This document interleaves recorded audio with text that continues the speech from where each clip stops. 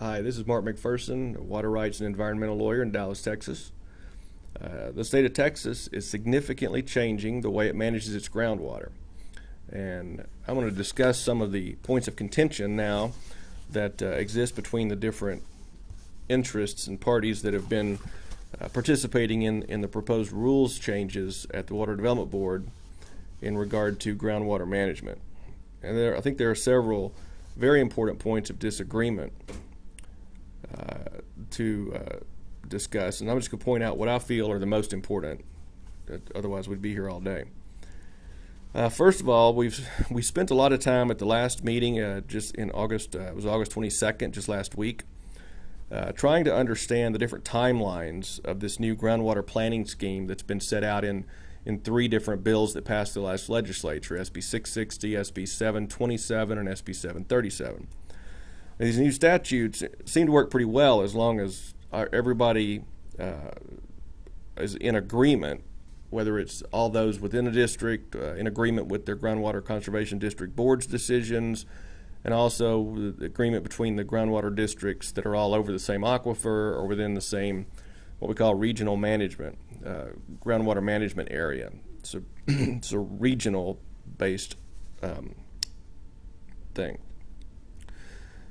But the statutes don't work. They kind of fall apart, in my opinion, when there's any sort of disagreement. And so part of what we were talking about was just the process of what happens when we do have some disagreements, or when there is a petition filed to challenge something the groundwater district has done. We're still kind of working through that, and we may have raised some questions we didn't even know existed last week. So my suggestion to you is, if you expect that you may want to or need to dispute some decisions of groundwater conservation district board in the future, that you get these rules and pay close attention to the timelines that are involved, and understand and make sure that you are provided with enough time to get your proverbial ducks in a row for your challenge. Another point of contention, and maybe one of the most important points, has to do with the role of the Texas Water Development Board as it watches over groundwater management planning. Now, each groundwater district must consider, under these new statutes, a list of factors, and it's about 9 factors, and it's a pretty involved, very involved process, certainly from what it was before.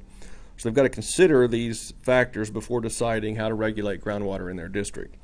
So the issue is whether the development board should only look to see whether or not the groundwater districts have considered those factors, kind of check the box kind of thing, yes they did, no they didn't, or whether the board should go further and critically evaluate the substance of a consideration.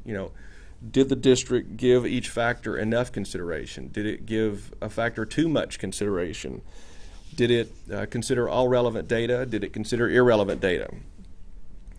And obviously you can kind of tell where the different factions or different interests, the groups that were in the room, fell on this issue. I will tell you that, in my opinion, the Water Development Board does not want to be the one calling balls and strikes here. They're traditionally not set up that way. They've not done that traditionally. So if we're expecting them to do that, that'd be a new role for them. It's more common for that to be the Texas Commission on Environmental Quality, but the way the statutes are written, and certainly the way the rules are written, that's not a role right now for the TCEQ. So if it's not the Water Development Board holding districts accountable for the substance of their decisions, there's not going to be any accountability. And I'm not sure that we're going to be any better off than we were before the substantial changes that were enacted by these 3 bills. Again, if you rely on groundwater and you want somebody to hold a groundwater district accountable, I suggest you communicate your opinion to the Water Development Board in writing, preferably before August 31st, or prepare to do it in the public comment period later this year.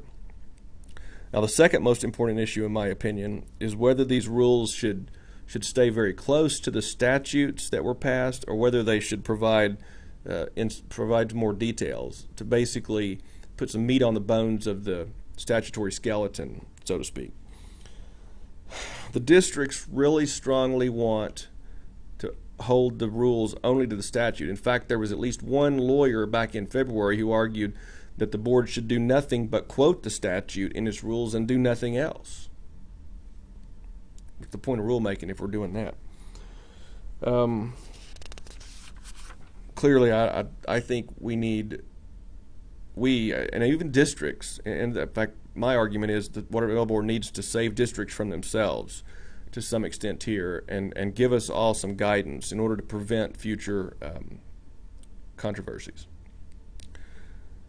The problem is that in several instances throughout these new statutes, these 3 new statutes, that they give districts wide discretion. In some instances, they'll give them a list of factors to consider, and then they'll say anything else that you find relevant. Well, what is that? Surely we can come up with some rules or some idea, at least from the Development Board's perspective, as to what is and is not relevant for consideration of planning groundwater.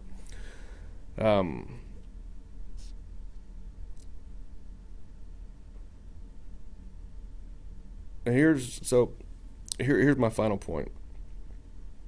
And this is just a broad overview of the point here. In my opinion, the legislature clearly has attempted to change the process of groundwater management planning for the purpose of changing the substance of groundwater use. We're using process to change substance. Happens all the time. This is just one more instance in that. It's a very significant change of process. You can't have enacted that sort of process, new process, without desiring the substantive change. And again, in my opinion, the substantive change desired is to prevent groundwaters from restricting groundwater so much that it hurts the Texas economy.